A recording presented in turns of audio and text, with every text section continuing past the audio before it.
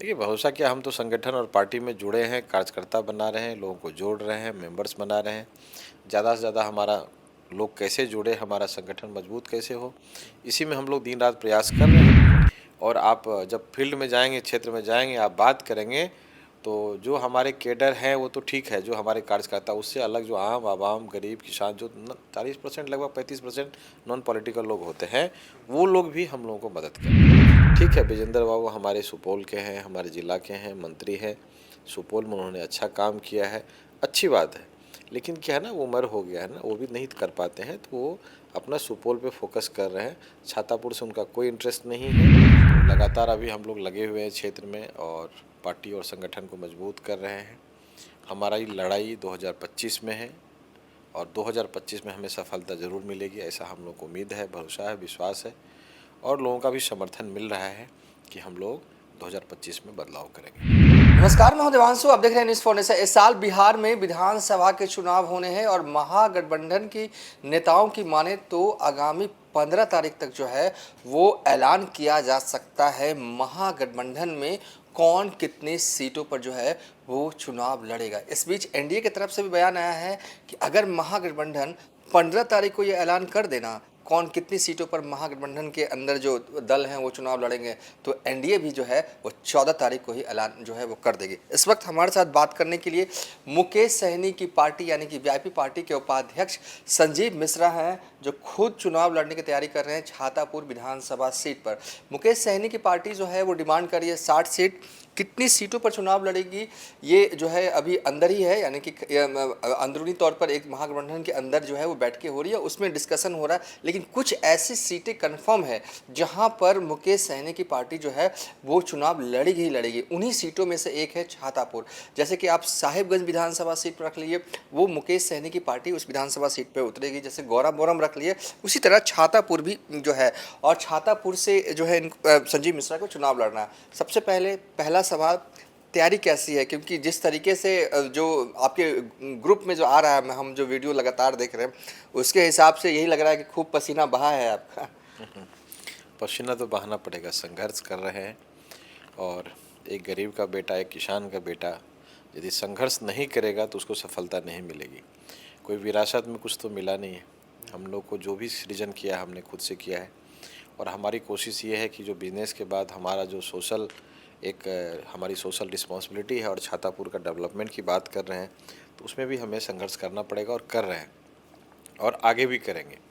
रह गई पसीना बहाने की बात, तो बिना पसीना बहाए कुछ होगा नहीं और किसी को कुछ मिलता भी नहीं है। तो लगातार अभी हम लोग लगे हुए हैं क्षेत्र में और पार्टी और संगठन को मजबूत कर रहे हैं। हमारा ये लड़ाई 2025 में है और 2025 में हमें सफलता ज़रूर मिलेगी, ऐसा हम लोग को उम्मीद है, भरोसा है, विश्वास है। और लोगों का भी समर्थन मिल रहा है कि हम लोग 2025 में बदलाव करेंगे। थोड़े थके थके लग रहे हैं आप। ताकि रात में 11-12 बजे तक क्षेत्र में था, सुबह हम पटना आ गए और अभी आपसे बात कर रहे हैं। थकना नहीं है, अभी तो बहुत लंबा चलना है, मेहनत करना है, आगे बढ़ना है। अभी तो शुरुआत है ये, अभी तो और बहुत मेहनत करना हम लोग को। 1.5-2 महीने का समय बचा है, 1.5 महीने का ही समय है हम लोग को। और मेहनत कर रहे हैं लगातार, पब्लिक जुड़ रहे हैं, कनेक्ट हो रहे हैं। और अच्छी बात क्या है कि सभी तरह के लोग, सभी समुदाय के लोग, दूसरे दूसरे दल के लोग भी हमारे काम को अप्रिसिएट कर रहे हैं, हमें समर्थन कर रहे हैं, मदद कर रहे हैं। एक सवाल ये है कि ठीक है आप मेहनत कर रहे हैं, लेकिन कितना भरोसा आप करते हैं मुकेश सहनी पर? क्योंकि अभी जो होना है, क्योंकि जो अब एक हफ्ता जो है वो बड़ा इंपॉर्टेंट है, बड़ा क्रूशियल है। सारा मेहनत एक तरफ, 15 तारीख तक कहा जा रहा है कि हो सकता है कि ऐलान किया जाए। और जिस भरोसे के तहत आप आए इस दल में, क्या आपको लगता है कि वो भरोसा कायम रहेगा? देखिए, भरोसा क्या, हम तो संगठन और पार्टी में जुड़े हैं, कार्यकर्ता बना रहे हैं, लोगों को जोड़ रहे हैं, मेंबर्स बना रहे हैं। ज़्यादा से ज़्यादा हमारा लोग कैसे जुड़े, हमारा संगठन मजबूत कैसे हो, इसी में हम लोग दिन रात प्रयास कर रहे हैं। 2025 में हमारी जो महागठबंधन है 243 सीट पे चुनाव लड़ेगी, उसकी तैयारी में हम लोग लगे हुए हैं। हमें कुछ खास जिम्मेदारी मिली है जिसकी मैं तैयारी कर रहा हूँ और पार्टी जहाँ हमको जो आदेश देती है हम पार्टी का काम कर रहे हैं। ऐसा तो तय है कि हमारी पार्टी जहाँ भी रहेगी, जैसे भी रहेगी, हम लोग चुनाव में मजबूती के साथ रहेंगे। और हमारे जो कैडर के लोग हैं उसको हम लोग ज़्यादा से ज़्यादा कैसे मोबिलाइज़ करें, ज़्यादा से ज़्यादा कैसे हम वोटिंग कराएं, इस पे हमारी प्रयास है, बूथ हमारा कैसे मजबूत हो उस पे हम लोग काम कर रहे हैं अभी। क्या बूथ लेवल तक आपने वीआईपी पार्टी के कार्यकर्ता छातापुर में बना लिया? क्योंकि देखिए हमने ये देखा है कि ये खासकर इसी लोकसभा चुनाव में कैंडिडेट्स लड़ रहे थे, गठबंधन के तहत लड़ रहे थे, लेकिन बूथ पर उनके कार्यकर्ता नहीं थे। रियलिटीज ये हो जाती हैं, लगता है पेपर पर कि यहाँ पर 4 आदमी लिखा हुआ है इस बूथ पे, लेकिन उस दिन वो नहीं होता है वहाँ पर, ये भी हमने देखा है। मैं बताऊँ, हमारे यहाँ वो काम नहीं होता। हमारे यहाँ, मैं अकाउंट्स का छात्र हूँ, हाँ। कॉमर्स का स्टूडेंट हूँ, तो मेरा मतलब क्रॉस चेक और डबल एंट्री सिस्टम है। मतलब एक एंट्री करेगा, दूसरा वेरीफाई करेगा। जैसे बैंक में आप जाते हैं, जो बड़े चेक्स होते हैं ना, उसको एक आदमी पोस्ट करेगा, दूसरा वेरीफाई करेगा कि वो राइट है या रॉन्ग है। तो हमारे यहाँ जस्ट ऐसे ही सिस्टम है। जो कोई बना के लाया है कैडर या बूथ कमेटी, पंचायत कमेटी, प्रखंड कमेटी, उसका हमारा दूसरा टीम उसको क्रॉस चेक करता है। फिर कॉलिंग टीम है, फिर हम खुद से बात करते हैं। तो हमारे लिए किसी भी परिस्थिति में मेरे साथ रहेगा कि नहीं रहेगा। और एक बूथ पे हम 20 लोगों का सिलेक्शन करते हैं, 5 व्यक्ति खिसक भी जाए तो 15 व्यक्ति हमारे साथ रहेंगे। और हर बूथ पे मेरा आदमी है, हर पंचायत में मेरा आदमी है, हर वार्ड में हमारा आदमी हमने बनाया है, संगठन को मजबूत किया है। और आप जब फील्ड में जाएंगे, क्षेत्र में जाएंगे, आप बात करेंगे, तो जो हमारे कैडर हैं वो तो ठीक है, जो हमारे कार्यकर्ता, उससे अलग जो आम आवाम, गरीब, किसान, जो 40% लगभग 35% नॉन पॉलिटिकल लोग होते हैं, वो लोग भी हम लोगों को मदद कर रहे हैं।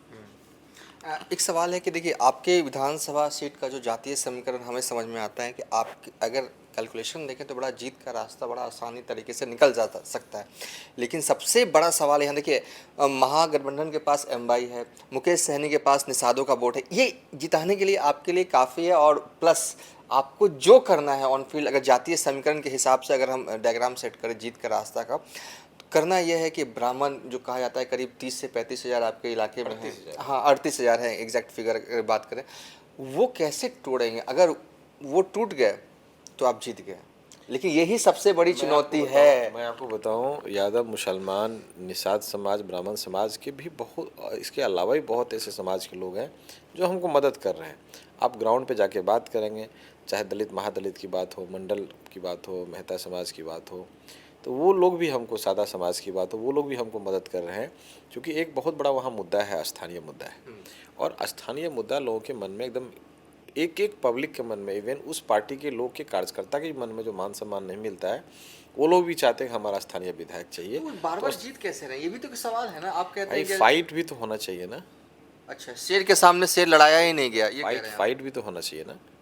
आपको एक फ़ोन कॉल कर देता, आप डर जाते हैं कैंडिडेट, तो भाई कैसे लड़ाई करेगा? हमको कहाँ डरा सकता कोई? डराए, डरा के दिखाए। हम डरने वालों में से नहीं है, हमको कोई नहीं डरा सकता। हम सिर्फ ईश्वर से डरते, बाकी किसी से डरते हुए नहीं डरते। कुछ तो इधर उधर हुआ ही होगा आपके साथ भी, भले आप ना कहें। देखिए, मैं नहीं, मैं बताऊँ आपको कि ऑन रिकॉर्ड में, ऑन कैमरा पे बोल सकता हूँ, हमारी आज तक उस व्यक्ति से कोई बात नहीं हुई, कोई बात नहीं हुई। लेकिन छातापुर में जिस तरह से आकर के तानाशाह कर रहे हैं, लोगों को डरा रहे हैं, धमका रहे हैं, लोग मजबूरी में उनके साथ नहीं था, पार्टी के साथ, संगठन के साथ था। लेकिन सब लोग आजीज हैं, उब चुके हैं, और सभी लोग परिवर्तन चाह रहे हैं। मैं अच्छी बात बताऊं कि छातापुर में इस बार चुनाव जो है ना, महागठबंधन का नेता नहीं लड़ेगा, वहाँ की जनता लड़ेगी, और जनता आशीर्वाद देगी और छातापुर के बेटा को विधायक बनाएगा। क्या आरजेडी में भी कुछ ऐसे लोग हैं जो लग रहा है कि सपोर्ट तो कर रहे हैं, लेकिन वो पीछे से टांग खींचने में लगे? हर विधानसभा में ऐसा होता है। नहीं, ऐसा कुछ नहीं है। इस बार सभी लोग को चूंकि धक्का बहुत लगा है, सभी लोग संगठित हैं, एकजुट होकर के हम लोग 2025 में हमारी सरकार कैसे बने, हमारे ज़्यादा विधायक कैसे बने, उस कोशिश में लगे हुए। सिर्फ विधायक के अलावा तो बहुत सारा ऑप्शन होता है ना। यदि आपके पास आपकी सरकार होगी तो आयोग है, कमेटी है, कहीं न कहीं एमएलसी है, राज्यसभा है, लोकसभा है, बहुत ऐसे निकाय का चुनाव है, बहुत ऐसा जगह है, एमएलसी है, तो आपको कहीं न कहीं जगह मिल जाएगा। सिर्फ विधायक बनना ये नहीं है, इसके अलावा भी ढेर सारा ऑप्शंस होते हैं। यदि गवर्नमेंट आपकी बनती है तो सभी लोग एकजुट हो गए हैं, सभी लोग मन बना लिए कि नहीं, हमको हर एक विधायक को सपोर्ट करना है। टांग खींचने से कोई लाभ नहीं होगा, लाभ दूसरे को होगा। इसलिए अपने का यदि कुछ खींचना है तो हाथ खींचिए, उसको आगे बढ़ाइए और पार्टी संगठन को मजबूत कीजिए। 2025 में अपनी सरकार बनाइए। अच्छा, एक सवाल है कि हम कहीं बैठे हुए थे, वहाँ पे चर्चा हो रहा था कि भले ही नीरज कुमार के प्रति कितनी भी नाराज़गी हो, लोग उनकी तरफ शिफ्ट इसलिए भी कर जाते हैं क्योंकि पूरा सुपौल में जो है ना, विजेंद्र यादव का सिस्टम काम करता है। वो 12 लोगों का कुछ ऐसा सिस्टम बना रखा है ना कि अगर मतलब नीरज कुमार बबलू के प्रति नाराज़गी भी है तो भी वो सीट निकाल ही लेंगे। विजेंद्र बाबू का अपना खुद का चुनाव है और सुपौल में रहेंगे और एज भी हो गया विजेंद्र बाबू का, बहुत काम नहीं कर पाते, वो अपना काम तो कर ही नहीं पाते। ठीक है, विजेंद्र बाबू हमारे सुपौल के हैं, हमारे ज़िला के हैं, मंत्री हैं, सुपौल में उन्होंने अच्छा काम किया है, अच्छी बात है। लेकिन क्या है ना, वो उम्र हो गया है ना, वो भी नहीं कर पाते हैं, तो वो अपना सुपौल पे फोकस कर रहे हैं। छातापुर से उनका कोई इंटरेस्ट नहीं है। और रह गई छातापुर की बात, तो छातापुर मैंने पहले भी बताया, छातापुर का चुनाव इस बार कोई कैंडिडेट नहीं लड़ेगा, वहाँ की जनता लड़ेगी। एक सवाल है कि जो हम तक सूचनाएं पहुंची हैं कि बस अब एक हफ्ता ही है सीट शेयरिंग में, क्योंकि आप पार्टी के उपाध्यक्ष भी हैं। बात छातापुर से आगे के निकल के अगर पूरे बिहार के देखें तो पार्टी को लेकर अगर बात करें, ये आखिरी दौर होगा हमारा इंटरव्यू का, क्या मुकेश सहनी से आपकी बातचीत हो रही है सीट शेयरिंग को लेकर? क्या उन्होंने कहा है कि कितनी आज भी सीटों हम पर? मिले हैं, आज भी हम मिल के आए सुबह भी लगभग 12 साढ़े 12 बजे। आज भी हमारी मुलाकात हुई 14-15 तारीख तक, आपस में लिस्ट चला गया, सभी लोग डिस्कस कर रहे हैं जो सिटिंग सीट है, उसके अलावा किस सीट पे किनको कैंडिडेट को लड़ाया जाए। एक अच्छी बात क्या है कि इस बार ये नहीं कि कांग्रेस यदि किसी को टिकट दे रहे हैं तो आपस में या सीपीआई है, सीपीएम है, माले है या वीआईपी है, कोई भी दल हो, हमारे घटक दल है, तो एक दूसरे से डिस्कस करके कि भाई टिकट देना उद्देश्य नहीं है, सीट निकालना उद्देश्य है, मेन ऑब्जेक्टिव हमारा वो है। तो अच्छी बात है कि कोऑर्डिनेशन कमेटी के जितने भी मेंबर हैं आपस में डिस्कस कर रहे हैं, एक एक सीट पे चर्चा हो रही है, किस कैंडिडेट को दिखाया जाए, जिताया जाए। ऐसा नहीं कि खाली सिंबल बांटना है, इस पर बातें नहीं हो रही, सीट कौन निकाल सकता है और ऐसे व्यक्ति को वहाँ सीट दिया जा रहा है। एक इंटरव्यू देख रहा था मैं वहाँ, जहाँ पर उन्होंने कहा है कि दर्जन भर जो है वो निषाद समाज के लोगों को चुनाव लड़वाएगी वीआईपी पार्टी। लड़वाना भी चाहिए भाई, निषाद समाज एकजुट हुए हैं और मुकेश सहनी जी को मजबूत किए हैं। और आज यदि निषाद की बात आती है तो मुकेश सहनी जी का नाम आता है, उनको लोग लीडर मान चुके हैं। पूरा बिहार सहित यूपी झारखंड के लोग उनको लीडर मानते हैं। कितना ही सहनी समाज के लोग को मंत्री विधायक राज्यसभा दे दे, उससे कोई फर्क नहीं पड़ता है। यदि निषाद का कोई नेता है तो उनका नाम आदरणीय मुकेश सहनी। चलिए, ये थे वीआईपी पार्टी के उपाध्यक्ष संजीव मिश्रा। फिलहाल अभी तक के लिए इतना ही। आप देखते रहिए न्यूज़ फॉर नेशन।